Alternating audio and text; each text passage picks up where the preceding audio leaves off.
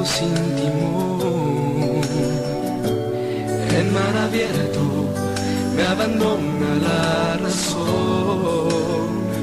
Apenas ¿Por qué seguir dudando en tu fe y en tu vida? ¿No encuentras una respuesta o el rumbo de tu vida? ¿Buscas quién te puede escuchar? Pregúntale al obispo. Pregúntale al obispo.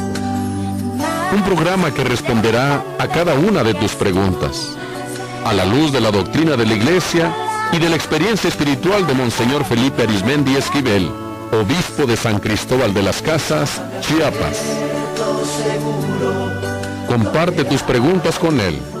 No te quedes más con la duda. La verdad os hará libres. Pregúntale al obispo. Pregúntale al obispo. Muchas gracias por nuevamente estar compartiendo estos espacios con ustedes. En esta ocasión me acompaña la hermana Tenchita, como ya lo he hecho otras veces, a la quien le agradezco mucho. Hermana Tenchita, ¿cómo está? Bien, monseñor, gracias por la invitación. Con mucho cariño, gracias. Recuerden que este programa es para tener la oportunidad de una nueva comunicación con ustedes, en que podamos compartir preguntas, dudas, sugerencias, inquietudes, propuestas, orientaciones. Recuerden que ya pueden mandar desde este momento sus preguntas o sus mensajes al 967-101-2955 de la emisora o a las demás aplicaciones que ya conocen bien. Pero como este programa lo transmiten simultáneamente las emisoras católicas de Comitán y de Trinitaria, también les damos los teléfonos para que puedan mandar allá sus mensajes si quieren ustedes. Para la Radio Católica de Comitán, 963-110-7309. Y la de Trinitaria, 963-154-7780. Como siempre empezamos con un canto pidiendo que la palabra de Dios sea nuestra guía. Tu palabra me da vida, confío en ti, Señor. Tu palabra es eterna, en ella esperaré. Vamos a escuchar un texto de Mateo capítulo 16, versículos 24 al 26. Dijo Jesús a sus discípulos: el que quiera venir conmigo, que renuncie a sí mismo, que tome su cruz y me siga, pues el que quiera salvar su vida la perderá, pero el que pierda su vida por mí la encontrará. ¿De qué le sirve a uno ganar el mundo entero si pierde su vida? ¿Y qué podrá dar uno a cambio para recobrarla? Tu palabra me da vida, confío en ti, Señor. Tu palabra es eterna, en ella esperaré. Vamos a pasar ya directamente a responder las varias preguntas que ustedes me hicieron favor de enviar. Hace 8 días nos mandaron 19 mensajes. Espero que nos dé tiempo de responderlos, más ir tomando en cuenta los que ustedes vayan enviando ya a partir de este momento.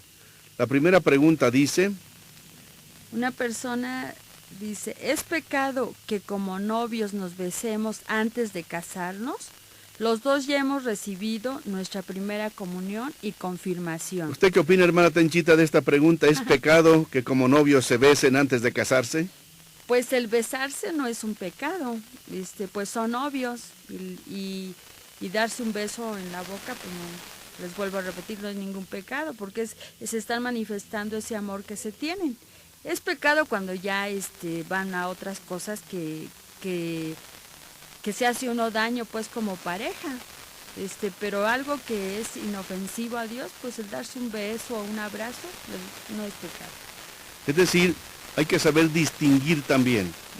Dice Jesús que a una mirada puede ser pecado.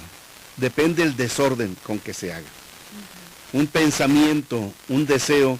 Dice Jesús en Mateo capítulo 5 que aún con la mirada podemos nosotros pecar. Bueno, depende de los besos. Porque hay besos muy respetuosos y al mismo tiempo sumamente cariñosos. Pero puede haber besos que ya sean como una iniciación de la relación sexual, y eso cada quien debe saberlo. Cada quien debe apreciarlo. Cuando ya un beso es un beso de cariño y de respeto, y cuando ya es un beso más, digamos, erótico, más bien pasional, y que ya indica incluso por los movimientos corporales ya alguna cierta relación con el acto sexual. Entonces los novios tienen que saber también ser dueños de sí mismos, dueños de sus expresiones y de sus cariños. Miren, ¿cuántas veces por un beso ya alguien se considera que ya conquistó a una persona? Depende del tipo de besos. Hay besos que ya son como una conquista, como una donación, como una entrega. Y cuidado, porque tú no te puedes andar entregando a cualquier persona. Si la donación de totalidad de tu ser debe ser para alguien con quien tú decidas casarte. Pues hay que tener en cuenta también el tipo de besos, porque puede haber besos muy bonitos, muy inofensivos, muy castos, como dice la hermana, y otros no tanto, no tanto. Entonces no nos dejemos engañar, que alguien diga, es que nos queremos mucho, qué bueno. Pero hay muchísimas formas de quererse, no solamente los besos son una forma. Pero si tu novio te quiere mucho, no solamente es el beso, sino también puede ser que llega a tiempo, que te respeta, que estudia, que trabaja, que se porta mucho mejor, que es un mejor hijo de familia. De esa manera te demuestra también que te quiere, no solamente con el beso, porque el beso puede ser hasta engañoso en alguna ocasión. Entonces mucho cuidado. Qué bueno que ustedes ya recibieron su primera comunión, su confirmación, y obviamente qué bueno que se van a casar. Felicidades por ello, pero también vamos adelante. Mire, ya nos llegó una primera pregunta que a ver qué tiene que ver algo con eso. Buenas tardes. Sí. Señor obispo. Señor obispo, me enamoré. Me enamoré de un... Ay, el hermano no le faltan lentes. Sí. Dice, me enamoré de un chico, pero es el hijo de la prima de mi mamá. Es hijo de la prima de mi mamá, es pecado, me puedo casar. Te lo explicaremos más dentro de 8 días, pero en principio es una relación que ya no está tan cercana. Si es hijo de la prima de tu mamá, pues entonces significa que ustedes ya no son primos hermanos. Cuando son primos hermanos, sí es más complicada la cosa. Primos segundos ya no es tanto pecado, sí también. Mira, había otra pregunta más complicada todavía. Hermana, ¿la leo o no la lea? Está sí, ahí. Buenas tardes. Cuando un joven se masturba, ¿es un pecado? Si está en pecado alguien que se masturba, lo explicaremos dentro de 8 días, incluso con lo que dice el catecismo de la iglesia. Dice el catecismo que de por sí la masturbación es un desorden, porque la sexualidad es en orden a la relación sexual con la otra pareja dentro de un legítimo matrimonio. Hacerlo fuera del matrimonio es una compensación psicológica, es un problema de alguien que no se encuentra a sí mismo, que no le ama, no le quieren, y él de esa forma se autocompensa. Entonces es un encerrarse en sí mismo, es una forma de egoísmo. Es un problema de castidad, pero sobre todo es un problema de personalidad. Dentro de 8 días explicaremos mucho más ampliamente. Vamos a la segunda pregunta de hace 8 días. Una persona dice, ¿en qué iglesia puedo ir a escuchar la palabra de Dios? Quisiera ser católico de verdad, porque hoy soy de la costumbre. ¿Qué tengo? Tengo mis imágenes y santos. Bueno, yo también tengo mis imágenes y mis santos. Yo sé respetar también la costumbre, sé respetar la palabra de Dios.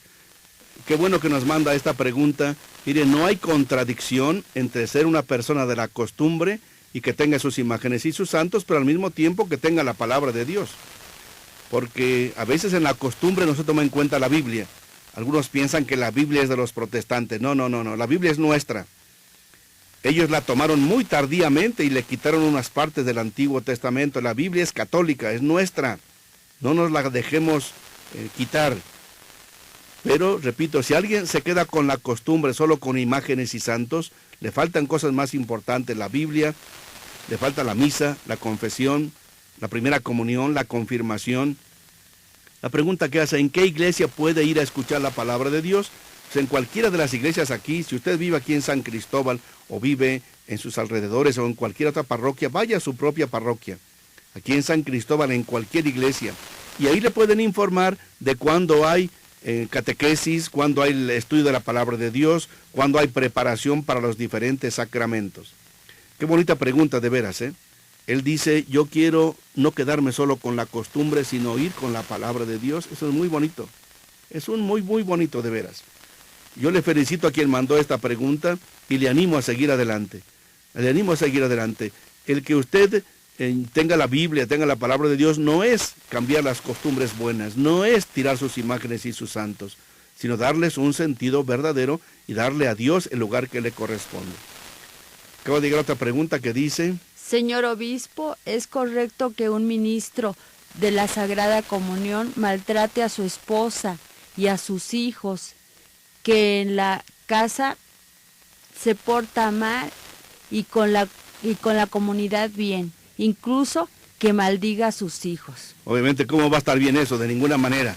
Pero yo no soy aquí para dar un juicio porque no sabemos ni quién son las personas, pero obviamente que no está bien. Eso no es correcto de ninguna manera. Seguimos adelante con la pregunta número 3 de hace 8 días. Una persona pregunta, ¿por qué los hermanos separados representan a Jesús colgando en un palo?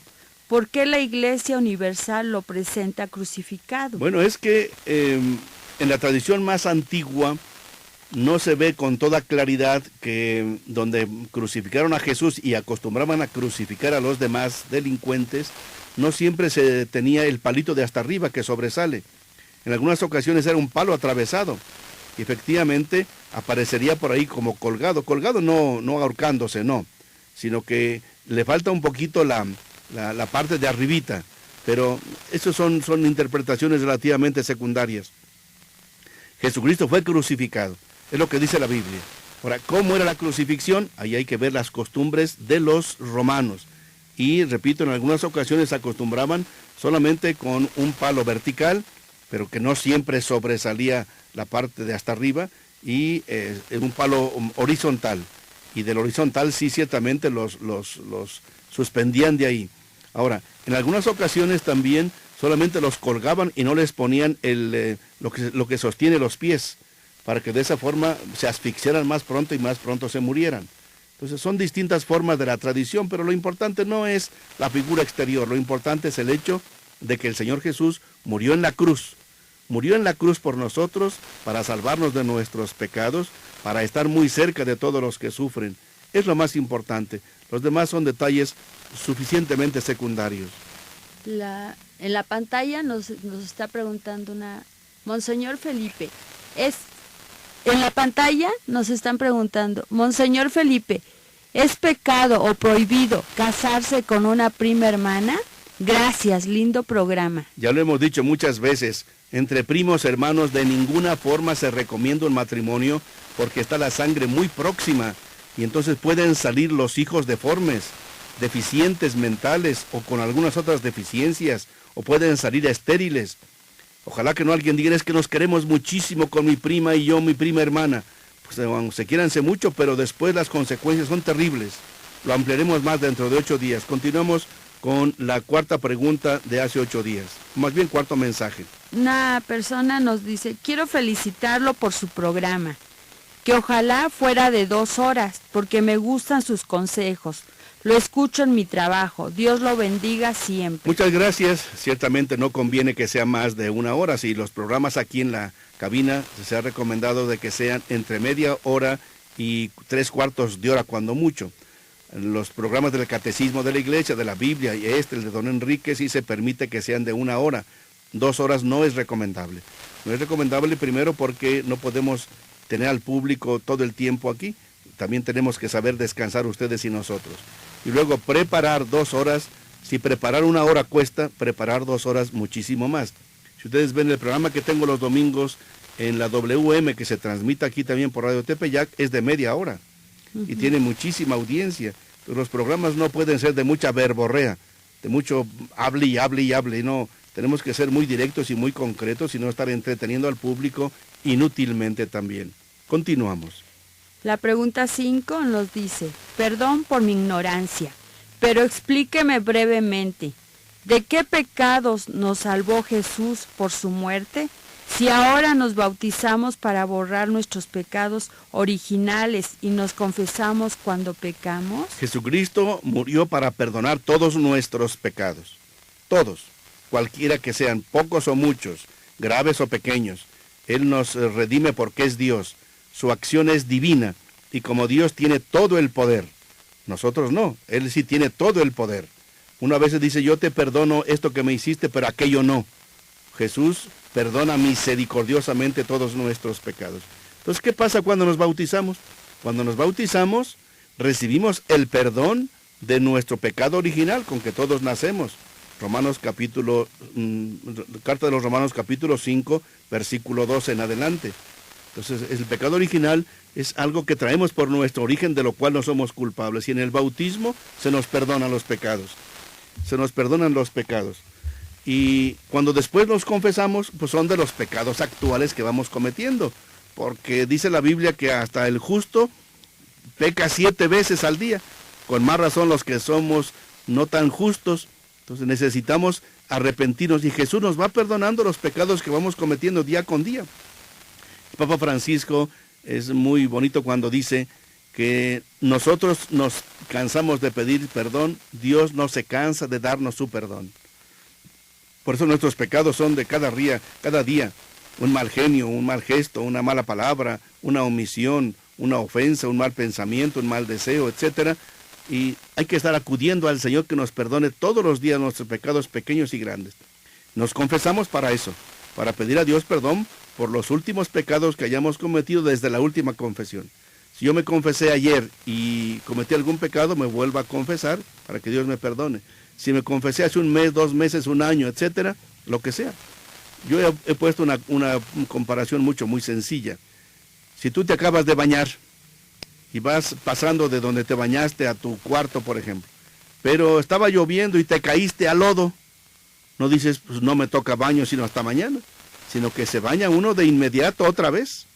Si alguien se acaba de confesar hoy y en la tarde o mañana hizo un pecado grave, que se vaya a confesar de inmediato, que no se quede con el lodo por ahí, porque se le pueden hacer costras muy feas y que huelen mal, desde luego. Ojalá que haya quedado clara la suficiente respuesta. Aquí en la pantalla nos dicen, hola, buenas tardes. ¿Me puede decir qué significa mi sueño? Me he visto haciendo oración y me encuentro en una situación difícil con mi esposo. Estamos separados porque él toma mucho, pero hago oración por él. Eso sí hay que seguirlo haciendo, tanto en sueños como en la vida real. Haga mucha oración por su esposo y también por usted y por su familia. Es bien importante. Dentro de 8 días abundaremos más en este su mensaje. ¿Qué significa su sueño? Pues que obviamente que hay que seguirlo haciendo.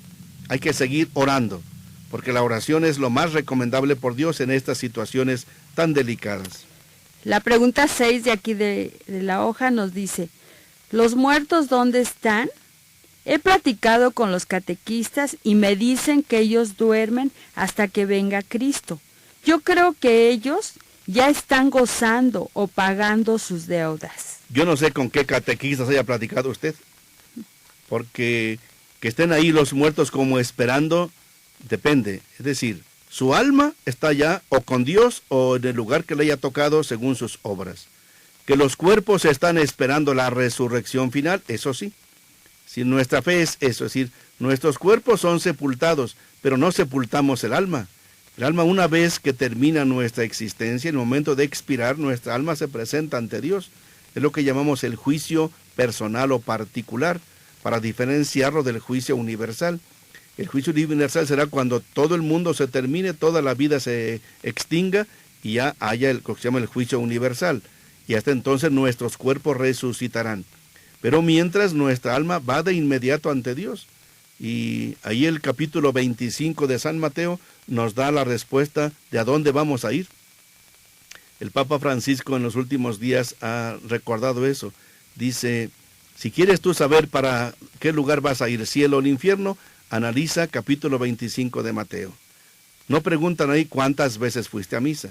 No preguntas si rezaste todos los días el rosario. No preguntas si te sabes la Biblia de memoria. Pregunta más bien, ¿qué has hecho por los demás? Por los pobres, por los enfermos, por los presos, por los que sufren. Ahí está. Si tú nada hiciste por los demás, tu lugar no es con Dios, porque Dios es amor. Tú no cabes con Dios. Si tú hiciste el bien a los demás, aunque quizá no hayas sido tan practicante, o no tengas quizá todos los sacramentos, tu lugar es con Dios. Lo importante es amar. Los sacramentos, la misa de cada 8 días es muy importante, pero es para que aprendamos a amar. Ir a misa, confesarse, celebrar la confirmación, la primera comunión y el matrimonio por la iglesia es para tener la fuerza de Dios y para saber amar como Dios ama, tanto en la familia y en el matrimonio como a todos los demás también. Es muy importante esto que estamos respondiendo. La pregunta número 6 que nos acaba de llegar dice: buenas tardes, señor obispo, quiero que me dé un consejo. Es la 5. La 6, hermana. Ahora Perdón, hermana. la 6. Muy buenas tardes, señor obispo. Por favor, ¿cómo puedo aconsejar a una señora que tiene problemas con su esposo? Ya que desde hace 25 años se casaron y dice que hay allí una serie de infidelidades.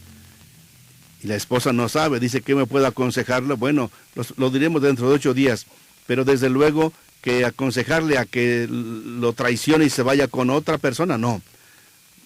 Hemos conocido muchos casos de personas que son siempre fieles, siempre fieles. Tampoco usted le vaya a decir a la señora que el esposo anda con otra persona. Por favor, de ninguna manera, Seamos muy cuidadosos en ese sentido, porque si no, nosotros mismos nos podemos realmente hacer responsables de chismes o habladurías o malas interpretaciones.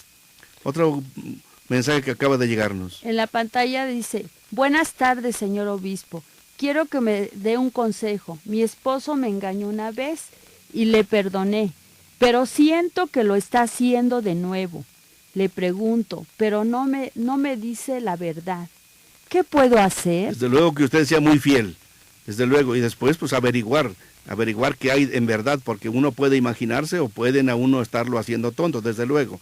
Eso sí hay que averiguar. Pero mucha oración. Dentro de 8 días abundaré más en la respuesta. Y vamos ahora a la pregunta número 7 de hace 8 días.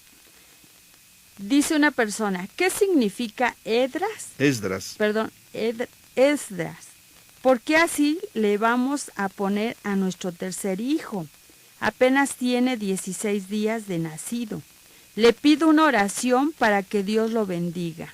Con todo gusto. Mire, la palabra o el nombre de Esdras corresponde a un escriba que sabía muchísimo de la ley de Dios, y lo encontramos eso en la Biblia.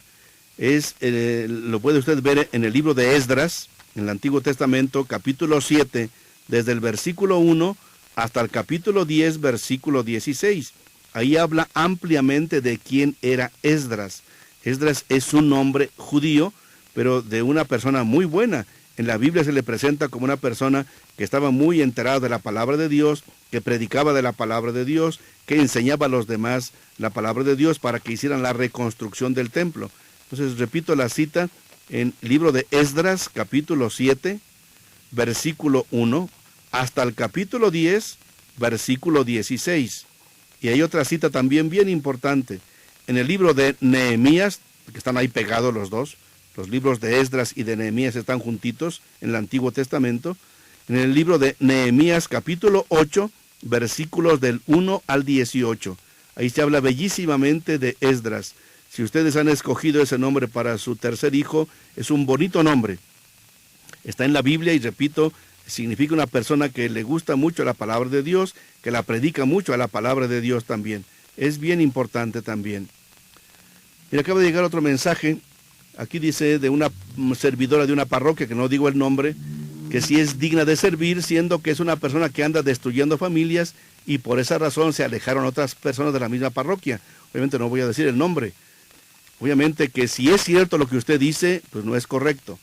Pero la palabra de Dios es muy clara. Si tú sabes que alguien falla, dice, ve y habla a solas con esa persona. No te hace caso, vayan 2 o 3. Y si no, díganlo a la propia comunidad eclesial, pero no tiene por qué pasarse en la radio. Eso no es un mensaje para la radio, para que yo diga los nombres, ni siquiera las parroquias. Hay que ser muy respetuosos de la fama de las personas. A nadie nos gustaría que en los medios de comunicación anden diciendo cosas que a lo mejor no siempre son ciertas. Si esto que usted dice es verdad, hable con esa persona, vayan 2 o 3, y si no, dígale a su párroco para ver qué se puede hacer al respecto.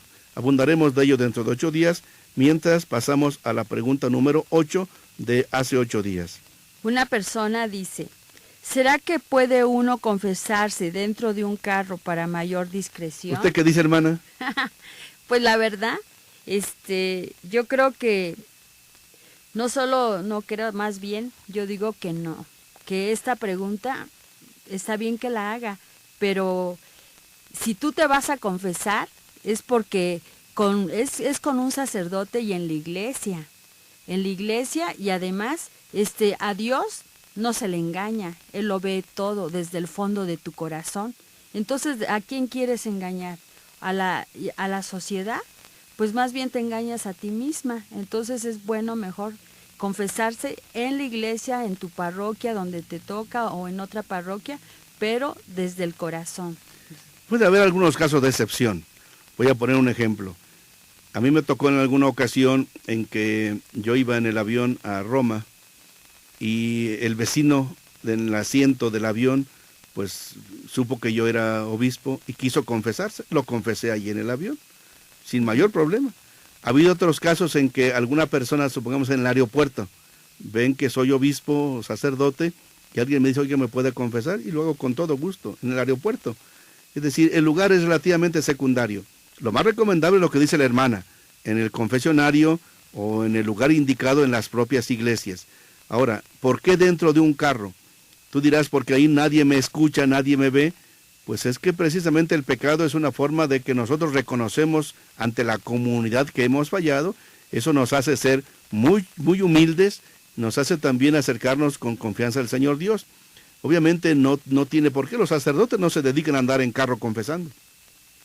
Claro que si alguno lo hiciera, porque es su apostolado. Yo he conocido sacerdotes que andan en algunas partes, en las grandes ciudades, y ponen como su carpa móvil y portátil para hacer misa en los barrios o colonias o lugares donde no hay iglesias, y ahí obviamente pueden ir a su vehículo para ir confesar. Bueno, pero ya son casos de excepción. Lo ordinario no es eso también. Vamos a una pregunta que acaba de llegar. Dice, hola señor obispo, mi tío se fue a otra religión, pero sigue su fe en la Iglesia Católica y hace lo que quiere. Están en las dos iglesias. No, pues hay que irse definiendo, pero obviamente no podemos decir vamos a correrlo de aquí para que se defina. No, ese será un proceso que Dios hará en su corazón. Hay que pedir mucho por esa persona y desde luego irle dando medios para que se informe, para que vaya viendo y comparando él mismo y se irá dando cuenta de las cosas. Pero no podemos nosotros tampoco como correrlo y todo lo demás. Vamos a la pregunta número 9 de hace 8 días. Mariano, de la comunidad de Chamula, pregunta, ¿por qué no se permite poner velas y veladoras dentro de la iglesia? Por ejemplo, en la catedral, en el Cerrillo y otras. Para nosotros es una ofensa. Me gustaría que se volviera a dar la oportunidad. Bueno, las velas tienen todo un significado. Incluso no puede ser que si son velas verdes o rojas o negras o amarillas, son para esto, para lo otro. No, para Dios no importa el color. Los colores son símbolos nuestros. En las comunidades mayas usan el rojo para invocar a Dios por la salida del sol, el negro cuando se pone el sol, el blanco para el lado norte, el amarillo para el lado sur, pero tiene sus significados.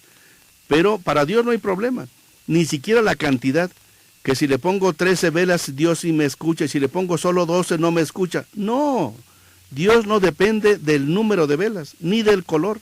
Dios depende de tu corazón. Eso es lo más importante. Ahora, poner una vela es un signo de oración. Es ponerla ahí para decirle a Dios, Dios mío, no me puedo quedar aquí todo el día. No me puedo quedar todo el día por aquí, que se quede la vela o mi veladora como una oración permanente. Tiene un simbolismo muy bonito. Y sí permitimos que se pongan velas o veladoras en las distintas iglesias, pero hay que ver dónde y a qué horas por esto. Porque las mismas velas o veladoras son peligrosas. ¿Cuántos templos se han quemado por una vela que se cae, una veladora que se cae, una rata que pasa por ahí en la noche y ni quien cuide? Entonces es tener mucho cuidado. Ahora, incluso poner velas en el suelo, hay algún tipo de velas que manchan mucho y eso manchan el piso. En cambio, hay lugares donde se han puesto especiales capillas para las velas, por ejemplo en Tila. En Tila no se permite que se pongan dentro, pero hay una capilla de velas, para un quemador de velas afuera, con la imagen del Señor Jesucristo también. En la Basílica de Guadalupe se ponen en una capilla lateral que hay para ofrecer velas o veladoras a la Virgen. Pues aquí en Catedral o en el Cerrillo no acostumbramos que se enciendan ese tipo de velas, por el peligro. Por otra parte, aquí en la catedral, como son monumentos históricos, tienen su significado. Pero para Dios no hay problema. Ni siquiera la cantidad, que si le pongo 13 velas, Dios sí me escucha, y si le pongo solo 12 no me escucha. No, Dios no depende del número de velas, ni del color. Dios depende de tu corazón. Eso es lo más importante. Ahora, poner una vela es un signo de oración. Es ponerla ahí para decirle a Dios, Dios mío, no me puedo quedar aquí todo el día. No me puedo quedar todo el día por aquí, que se quede la vela o mi veladora como una oración permanente. Tiene un simbolismo muy bonito. Y sí permitimos que se pongan velas o veladoras en las distintas iglesias, pero hay que ver dónde y a qué horas por esto. Porque las mismas velas o veladoras son peligrosas. ¿Cuántos templos se han quemado por una vela que se cae, una veladora que se cae, una rata que pasa por ahí en la noche y ni quien cuide? Entonces es cuidado, tener mucho cuidado. Ahora, incluso poner velas el INAH, es decir, la autoridad civil, no nos permite que pongamos eso por el peligro de incendio que esto pueda pasar. Ya nos pasó aquí en el Carmen hace muchísimos años y no queremos que vuelva a pasar, por eso tengamos cuidado. Pero repito, sí se aprecia lo de las velas, se aprecia lo de las veladoras y obviamente sí respetamos a quien los quieran poner, pero hay que ponerse de acuerdo en qué lugares y en qué momentos. Hermano, ya se nos llegó el momento de una pequeña pausa, pero recuerden que sigan mandando sus preguntas, nos siguen llegando aquí a nuestra emisora. La clave es 967-101-2955 o a las demás aplicaciones o a la radio de Comitán 963-110-7309 o la de Trinitaria 963-154-7780. Escuchemos mientras una melodía, mientras ustedes nos mandan otros mensajes. ¿Por qué seguir dudando en tu fe y en tu vida? ¿No encuentras una respuesta? Pregúntale al obispo. En un momento regresamos.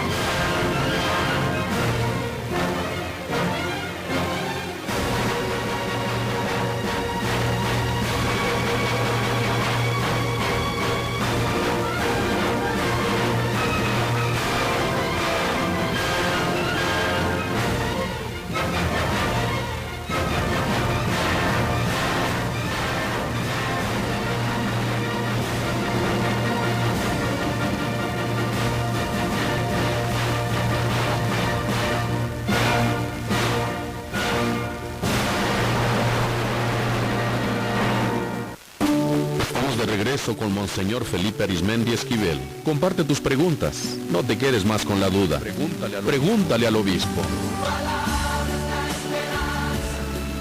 Nos han estado ya mandando varios de ustedes diferentes mensajes. Ahorita en este momento, en esta pausa, nos llegaron 6 que vamos a leerlos. No voy a poder darle la respuesta porque no nos daría tiempo, pero sí dentro de 8 días los responderemos adecuadamente. Y me gusta mucho la música que aquí Eduardo nos puso, música clásica, que nos da paz, calma y tranquilidad. Disculpen que no acostumbro poner que si la chivita, que si la tortuguita, que si la periquita. Bueno, son canciones que a ustedes les gustan y está bien, pero pues no hay que repetirlas tanto también, porque a algún público eso ya le cansa también. En fin, hay que ir aprendiendo distintos tipos de música. Pero muchas gracias, respetamos mucho a nuestro público, sobre todo en sus peticiones de complacencia. La hermana va a leer estas 6 preguntas o mensajes que nos llegaron. Repito, no daré respuestas, sino solamente las vamos a leer para que vean que las tomamos muy en cuenta. Germán Molina nos dice, soy fiel oyente de su programa en la radio. Muchas bendiciones. ¿Quién toma la decisión para santificar a las personas? Ejemplo, es Juan Pablo II. Y la siguiente es, señor obispo, ¿qué valor tiene la cruz para los católicos? Ya que otras denominaciones dicen que solo un palo seco podría hacer favor de explicarme. Nos escribe Víctor Ballinas. Buenas tardes, soy Mari. Mi hermana cambió de religión. Ella cree que es la mejor solución de sus problemas, cuando ella era muy católica. Yo quiero saber si hice bien separarme de mi esposo. Él me era infiel y me maltrataba, y también a mis hijos, y nunca tuvo deseos de estar a nuestro lado. Siempre quería estar afuera de casa. Ya tenemos 3 años de separados. Hola, señor obispo. Antes que nada, muchas felicidades por su programa. Está muy bonito.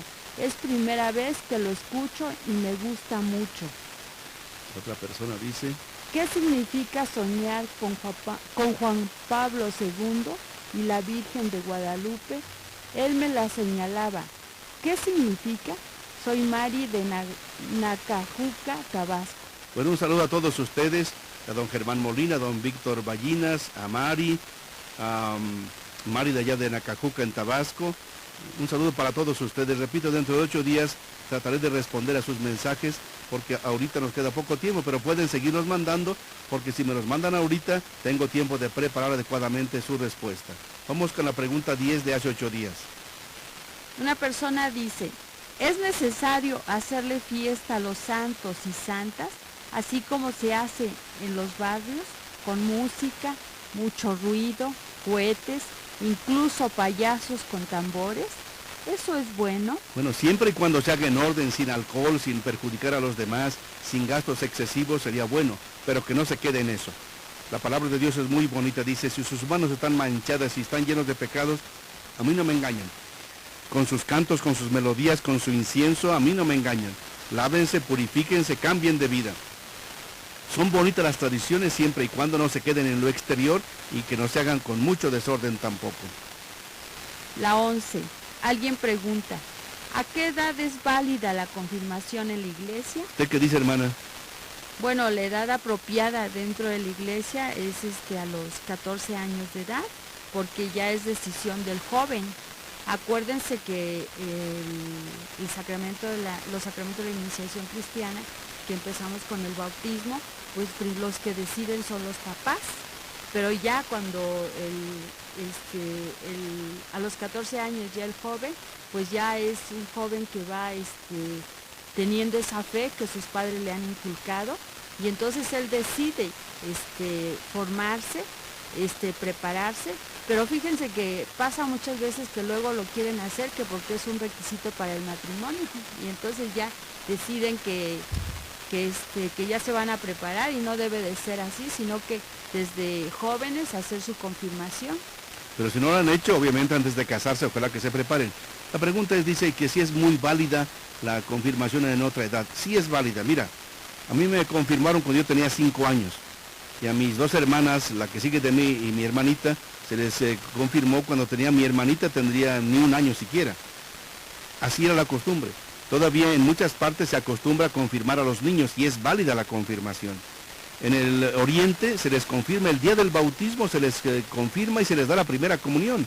A los niños chiquititos recién nacidos. Es muy interesante, es otra práctica también. Nosotros no, como decía la hermana Tenchi, lo acostumbramos a retrasar un poco para que los jóvenes asuman su compromiso del bautismo. Esperamos que a partir de los 14 años, en las diócesis de Chiapas es a partir de los 14 años. En otras diócesis, comentó Lucas, a partir de los 10 años. Van cambiando según las tradiciones, no ha habido una uniformidad. Pasamos a la siguiente pregunta. La familia Bermúdez Ferrera, lo felicitamos y le damos gracias por tener un programa tan bonito, que nos ayuda y enriquece nuestro espíritu. Dios lo bendiga. Adelante, muchas gracias a la familia Bermúdez Ferrera y pidan a Dios que nos ilumine para dar un buen servicio. Eduardo de Pocoltón, La Rainza, pregunta, ¿podemos apagar la vela cuando se está recibiendo la primera comunión? Lo recomendamos por esta razón, porque si está la vela encendida, fácilmente queman al sacerdote que le va a dar la comunión. A mí me ha pasado. En algunas ocasiones en la confirmación también les sugerimos que la apaguen la vela, porque a veces cuando no la apagan muy fácilmente nos queman. Queman el alba, queman los ornamentos, queman la mano. Pero después de la confirmación o de la comunión pueden volver a encenderla si desean. Eso es libre, pero no que esté mandado apagar definitivamente. Durante ese momento sí, por cuestiones prácticas. Porque, por ejemplo, si se les da la comunión y a veces toman el cáliz con su mano, pues, ¿con qué mano van a tomar el cáliz? Porque tienen en su mano una vela, en la otra mano la Biblia, pues no tendrían con qué. Entonces sí se recomienda que se apague solo en ese momento y después las pueden volver a encender. La pregunta 14 dice, si una señorita tiene 36 años, ha vivido toda su vida con sus padres y siente que ya es tiempo de vivir sola, ¿es malo? No, pero hay que llegar a un cierto acuerdo, es decir, vivir no por pleito con los papás, vivir no por andar en libertinajes, no, vivir porque usted sí tiene derecho, obviamente, para poder hacer su vida ya un poco más independiente. Obviamente no podemos ser niños eternos. Sin embargo, recuerden, Jesucristo quiso estar en casa hasta los 30 años. Y después la misma Virgen le dijo, ya empieza tu trabajo para el que has venido, obviamente. Obviamente llega un momento de la edad en que uno también sí requiere cierta independencia, pero se puede lograr la independencia viviendo en la misma casa. Es cuestión de llegar a acuerdos. No hay que salirse peleando, sino que de común acuerdo y ver que no es por no querer a los papás, sino por tener este ambiente de libertad que hace falta para el crecimiento personal también. La pregunta 15 nos dice, en los templos hay un sacerdote que es responsable de cuidar y de evangelizar al pueblo de Dios. Debemos obedecer a nuestros sacerdotes y no se debe gastar tanto dinero en cosas que no le agradan a Dios. Las juntas deben coordinarse mejor para evangelizar. Bueno, esta obviamente no fue ni una pregunta, sino una sugerencia y una indicación muy interesante. Dicen que debemos obedecer a nuestros sacerdotes, que son responsables de cuidar la comunidad, de evangelizar a todo el pueblo de Dios. Y después dice otra cosa muy interesante, no gastar tanto dinero en cosas que no le agradan a Dios. Efectivamente, en las fiestas, ¿cuánto se gasta en las fiestas? Hay que tener un poco de cuidado en eso. Muy buena sugerencia que nos da esta persona. Y luego la última parte de su mensaje, las juntas deben coordinarse mejor para evangelizar. Es decir, que las juntas no sean solamente para sacar la fiesta, que para cambiar el piso, para cambiar las flores, o para hacer más cohetes, para que se diga que la junta de este año estuvo mejor que la del año pasado. No se trata de presumir, sino de evangelizar. Y por eso, por ejemplo, una fiesta estaría más bonita si la junta promueve jóvenes que se confirman, niños que hacen su primera comunión, que de lo que se junta de dinero algo se lleve a los presos, a los enfermos o a los ancianitos. Ahí sería la mejor forma como a Dios le gustaría una fiesta. Seguimos con la siguiente pregunta. La 16 nos dice, ¿podría explicarnos del tránsito de María en la Iglesia Ortodoxa y las iglesias cristianas antiguas? Bien, es que la Biblia no habla ni de cuándo murió la Virgen. No dice la Biblia que murió la Virgen, cuándo murió y de qué forma murió. No dice. Pero teniendo en cuenta que la Virgen María fue preservada de pecado, como dice la Biblia, desde que estaba en el seno materno, porque le dice la palabra del ángel de parte de Dios, dichosa tú entre las mujeres, como le decía también Isabel, bendita tú, dichosa tú, alégrate María, llena de gracia, llena de gracia. Si María está llena de la gracia de Dios, no está llena de pecados como nosotros. En atención que la muerte es consecuencia del pecado, se ha tomado ya siempre en la iglesia como una doctrina que la Virgen María tuvo lo que se llama el tránsito. El tránsito significa que ella pasó de esta vida a la otra, sin tener que pasar precisamente por la sepultura, por la corrupción de su cuerpo, puesto que si no tenía pecados, no tenía por qué ser corrompida su cuerpo, corrupto su cuerpo en la sepultura. Entonces en las iglesias, tanto la ortodoxa como las iglesias cristianas antiguas, de ahí viene la gran tradición.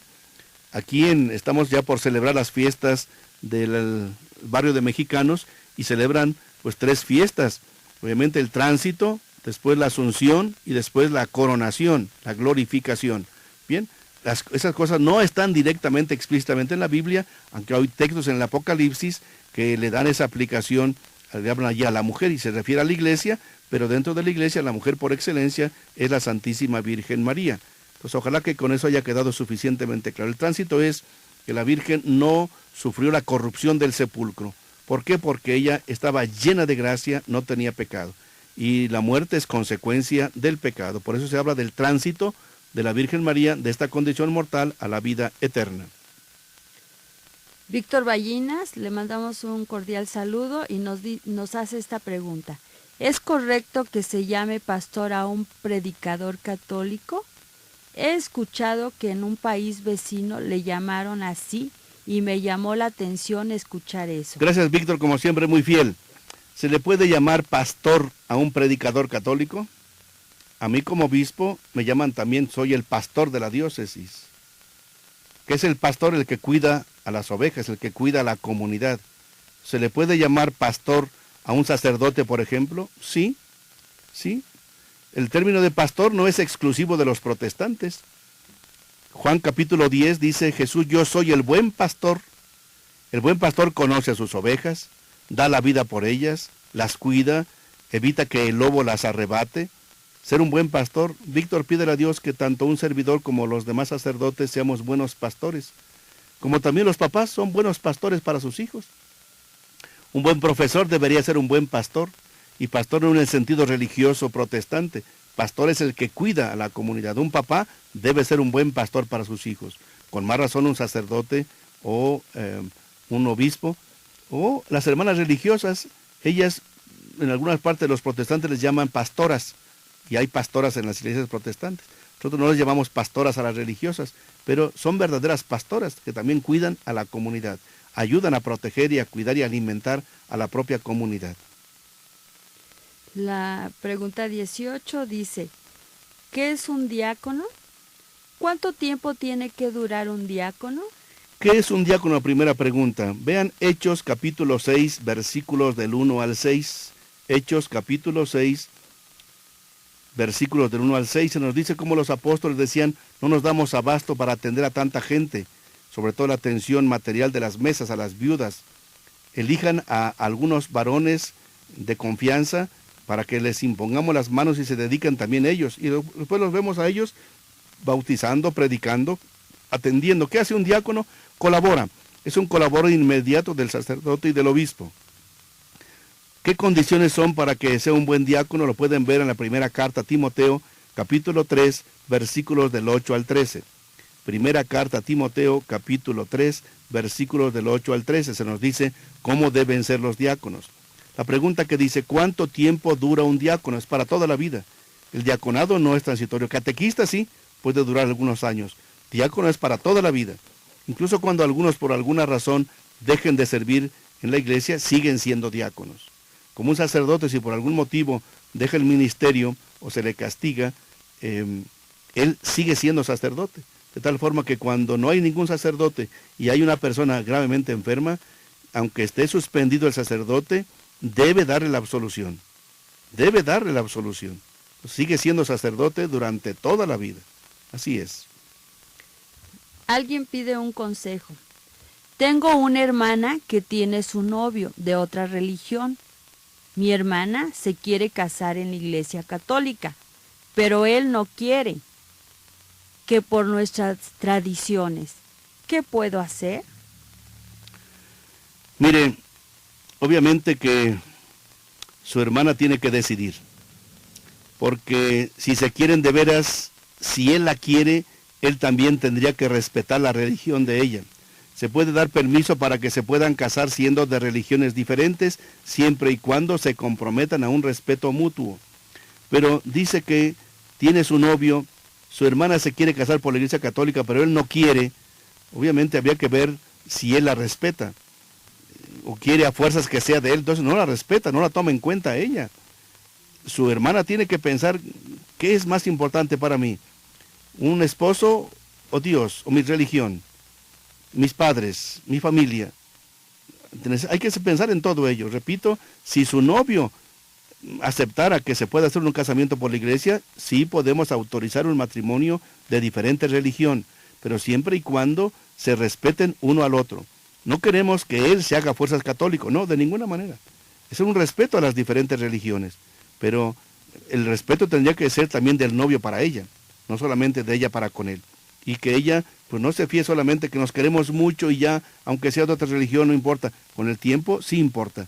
Y hay que tomar muy en cuenta pues estas cuestiones de diferentes religiones. Estamos terminando ya nuestro programa, pero ya nos llegaron varios mensajes de ustedes que solo los quiero leer muy rápidamente para que vean que sí lo estamos tomando en cuenta. Dice: mi ser querido falleció hace poco, pero no me siento tan triste porque creo que él está con Dios. Solo extraño su presencia, ya que yo vi como en su agonía se aferró más a Dios, se confesaba frecuentemente y comulgaba, y recibía los santos óleos. ¿Será que mi ser querido sí está con Dios? Claro que sí. ¿Está bien vestirse de negro? ¿Usted cree que ha aumentado mi fe por no llorarle tanto? Está bien vestirse de negro una temporadita, pero que tiene más fe porque no le ha ayudado tanto. No, pues depende, también se puede llorar con mucha fe. Y a veces las lágrimas pues, son relativamente, pero lo platicaremos más dentro de 8 días. Otra persona me dice: ¿es malo utilizar la mano izquierda? Te lo pregunta Princesa. Porque se dice que esas personas son del diablo. Gracias a Dios, que lo bendiga y que tenga una excelente semana. Gracias, Princesa. No es malo utilizar la mano izquierda. Yo he conocido obispos que celebran, consagran, bendicen, perdonan con la mano izquierda. No hay ningún problema. No está mandado que a fuerza debe hacer por la mano derecha. Otra persona pregunta: ¿por qué en la iglesia del Calvario de la Merced está puesta la cruz de malhechor? Bueno, son 3 cruces, acuerden.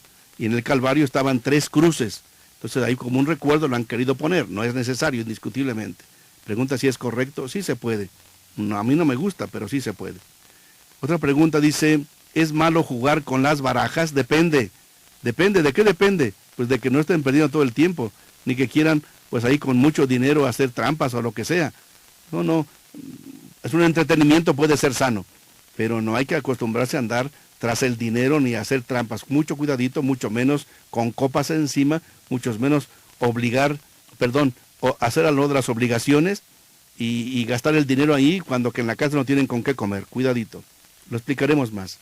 Otra persona dice: soy el operador de Radio Católica de Comitán. Me llegó un mensaje, dice: buenas tardes, un pastor me dice que nosotros los católicos estamos engañados, porque el libro de Baruch nos enseña, dice, porque ahí habla de lo que Dios no le agrada y que no va acorde con la fe católica. Pues yo le diría a este pastor que lea completa la Biblia, no la lea parcialmente. Si nos dice que las imágenes son ídolos, que lea donde Dios nos hizo a su imagen y semejanza. Dios quiere que seamos santos como Él es santo. Los santos son amigos de Dios, cercanos de Dios y nos ayudan, no son ídolos, no son dioses. Pero de esto ya hemos hablado muchas veces. Gracias por retransmitirnos y ojalá que su pastor pues lea completa la Biblia. En muchos lugares la palabra de Dios es muy completa y muy clara, pero a veces algunos textos los malinterpretan o interpretan solamente algunos textos. Otra persona dice: mi mamá hizo la confirmación cuando era bebé ¿Es válido? Claro que sí, porque la confirmaron quizá en peligro de muerte, se puede. O en otros tiempos así se acostumbraba, repito, yo tenía como 5 años cuando me confirmaron, me acuerdo muy bien de ello. Yo hice mi primera comunión a los 7 años y me confirmaron como a los 5 años. Y repito que en algunos casos todavía se permite que se pueda hacer la confirmación, pero no es lo más correcto, sino que esperamos que las personas puedan tener conciencia de lo que hacen. Les agradecemos mucho y sigan mandando sus mensajes para que dentro de 8 días tengamos más tiempo de responderles. Concluimos con nuestro canto ya tradicional. El Señor es mi luz y mi salvación. El Señor es la defensa de mi vida. Si el Señor es mi luz, ¿a quién temeré? ¿Quién me hará temblar? Muchísimas gracias y nos vemos dentro de 8 días. Gracias, que Dios los bendiga y ánimo. Y recuerden, no dejen de escuchar el programa Pregúntale al Obispo.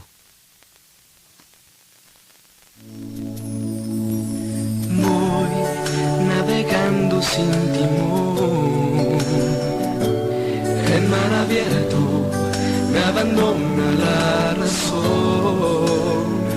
Apenas si ¿Por qué seguir dudando en tu fe y en tu vida? ¿No encuentras una respuesta o el rumbo de tu vida? ¿Buscas quién te puede escuchar? Pregúntale al obispo. Pregúntale al obispo. Un programa que responderá a cada una de tus preguntas, a la luz de la doctrina de la Iglesia y de la experiencia espiritual de Monseñor Felipe Arizmendi Esquivel, obispo de San Cristóbal de las Casas, Chiapas. Comparte tus preguntas con él. No te quedes más con la duda. La verdad os hará libres. Pregúntale al obispo. Todos los lunes en punto de las 7 de la noche.